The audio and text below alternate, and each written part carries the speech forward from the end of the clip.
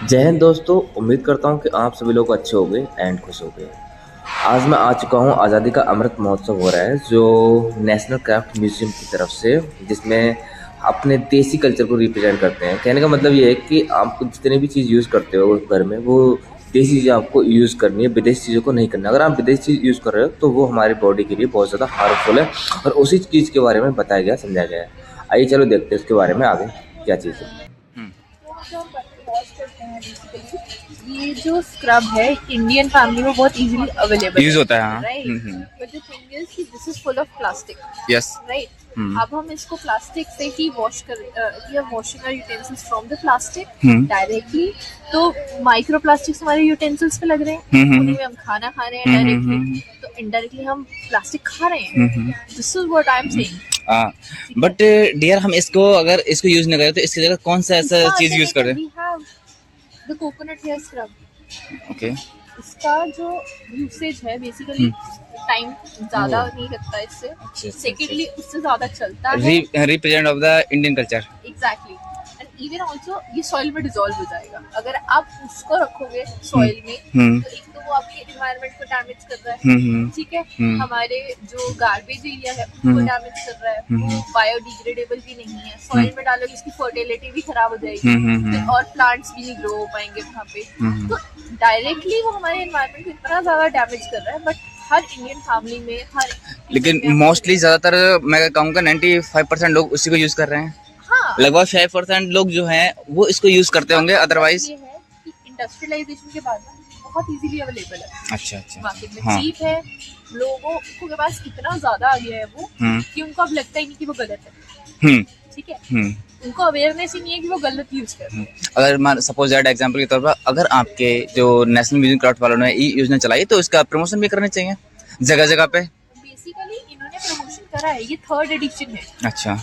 यहाँ पे पहली बार भी होता, दूसरी बार भी होता, हर बार कुछ नया बता। तो इस बार ये 3rd बार है? हाँ, ये तीसरी बार है। और हर बार यहीं पे लगता है ये फिर अलग अलग लोकेशन पे यहाँ पे लगा है। अच्छा। First time it was in Delhi Haat. Delhi Haat में। अच्छा। इसके अलावा भी किसी और चीज के बारे में आप मेरे को ब्रीफ कराओगे? इसके अलावा लूफा बहुत कॉमनली मिलता है। हाँ। प्लास्टिक से बना हुआ है। हाँ। हम रेगुलरली प्लास्टिक अपनी बॉडी पे रब कर रहे हैं। हाँ। इसको ये कहते हैं, अगर नॉर्मल भाषा में, वो हम रेगुलरली प्लास्टिक को रब कर रहे हैं आराम से। बॉडी में हमारे माइक्रो प्लास्टिक्स लग रहे हैं, तो हमारी बॉडी कहीं ना कहीं ऑब्जर्व भी कर रही है कुछ, डेफिनेटली। ठीक है। उसकी जगह हमारे पास ड्राई वेजिटेबल लूफा है, जो कि पहले बहुत ही इजीली अवेलेबल होता था। हाँ, ये तो मिल जाएगा, गांव में मिल जाएगा आराम से। ये क्या रखा है? Laundry detergent and toilet bowl cleaner and the eco friendly floor cleaner. अच्छा। हार्पिक का अल्टरनेटिव हो गया। अच्छा। क्योंकि हार्पिक की फ्रेग्रेंस भी इतनी ज्यादा स्ट्रॉन्ग होती है, बहुत ज्यादा डैमेज करती है हमें कहीं ना कहीं। एंड अगर हम नॉर्मली देखें जो कुछ प्रोडक्ट्स होते हैं ना, वो हमारी बॉडी पे वाइट कास्ट छोड़ देते हैं। पर एक कहा जाता है कि जो रामदेव बाबा हैं वो बहुत ज्यादा इंडियन जो कल्चर है या फिर जो चीजें हैं, देसी चीजों को ज्यादा यूज करते हैं। अगर मैं आपको सीरियसली बोलूँ तो, अगर मैं उन पे डायरेक्टली कमेंट नहीं कर रही, बट अगर आप उनकी न्यूज़ भी देखो या रिसर्च देखो, तो रिसर्च पेपर में कहीं ना कहीं है कि उनके भी कुछ प्रोडक्ट्स है जो हमें डैमेज कर रहे हैं। साइंटिफिकली प्रूवन हो चुका है जब उन्होंने रिसर्च करी थी। तो वी आर जस्ट सेइंग कि हमारे पास सिर्फ एक ब्रांड नहीं है, वो तो एक ब्रांड चल गया। हमारे पास इतने सारे अंदर ब्रांड्स है अलग अलग चीजों के।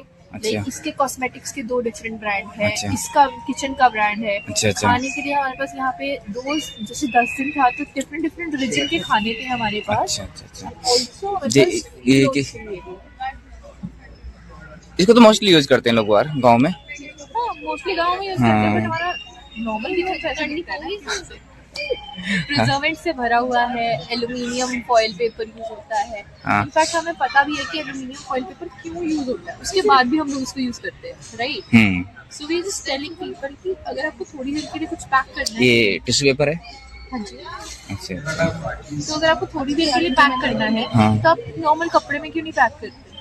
तो वो हम इंकरेज कर रहे हैं। प्रिजर्वेंट्स क्यों बने थे कि जो ठंड के एरिया थे ना, वहाँ पे नॉर्मल खाना नहीं जा सकता रेगुलर टाइम पे, कि हम लोग रोज सप्लाई नहीं कर सकते जहाँ पे बर्फ गिर रही है, ठीक है। तो हम लोगों ने उनके लिए थोड़ा खाना प्रिजर्व करके रखने की टेक्निक्स निकाली थी। अब हम लोग अपनी रेगुलर लाइफ में, जहाँ पे हमें इजीली सब कुछ अवेलेबल है, उसके बाद भी वी आर यूजिंग प्रिजर्वेंट्स हमारे हर खाने में है, हर एक चीज में है। इनफैक्ट नॉर्मल दूध के पैकेट में भी आजकल प्रिजर्वेंट्स है। वो कैसे दूध के पैकेट में कैसे प्रिजर्वेंट्स है? क्योंकि वो 2-3 दिन वो तो मैं उसमें मतलब दिक्कत क्या आती है मेरे को बताओ इसके बारे में। लिखा होता है, अगर आप पैकेट पढ़ोगे ना तो उसमें तो जो परसेंटेज ऑफ ड्रॉप्स होती है प्रिजर्वेंट्स। लेकिन गवर्नमेंट का जो आइकन लगा होता है ना, ग्रीन मार्क लगा होता है कि ये इसमें किसी प्रकार से कोई भी हार्म चीज नहीं है, आप इसको यूज कर सकते हो।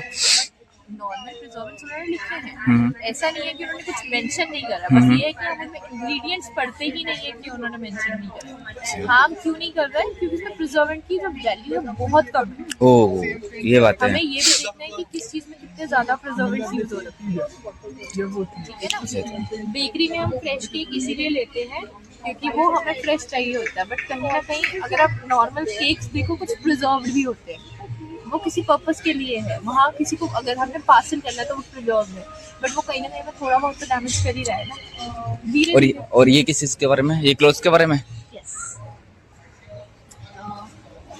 क्लोथ्स में हम लोग बता रहे हैं लाइक नायलॉन हो गया, हाँ। एक्रेलिक क्लोथ्स हो गए, हाँ। एंड पॉलिएस्टर के जो क्लोथ्स हो गए, उसमें हम लोग वो ब्रीथेबल नहीं होते हैं बेसिकली, और अगर हम उसको मिट्टी में भी डालें तो वो डिजॉल्व नहीं होंगे। हाँ, अगर आप ऑर्गेनिक क्लॉथ्स डालते हैं, ऑर्गेनिक फाइबर से बने हुए, इको प्रिंटिंग करे हुए, ब्लॉक प्रिंटिंग करे हुए। ब्लॉक प्रिंटिंग क्या होता है? कोई भी नॉर्मल प्रिंट्स जो होते हैं ना हमारे नेचुरली, उनसे कलर निकाल के जो डाला होता है। अच्छा, इनमें केमिकल्स मिक्स करे। इसमें कुछ मिला हुआ है केमिकल्स? ये तो ये फिर रियल है? जो प्रिंटिंग करी हुई है या फिर आप इसको टच करके देखोगे तो ये सिंथेटिक लगेगा आपको। हाँ, लगी रहा है सिंथेटिक। हाँ, सिंथेटिक कब से सॉइल में डिसॉल्व होने लगा, वो तो होएगा ही नहीं, पता बस लगा। वो डैमेज नहीं कर रहा। हम एक बार पहनेंगे, 10-15 बार भी पहन लेंगे, 100 बार भी पहन लेंगे, उसके बाद क्या है इसका?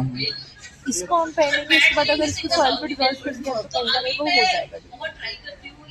बहुत बढ़िया, thank you dear. Your good name? Himanshu. And where are you from?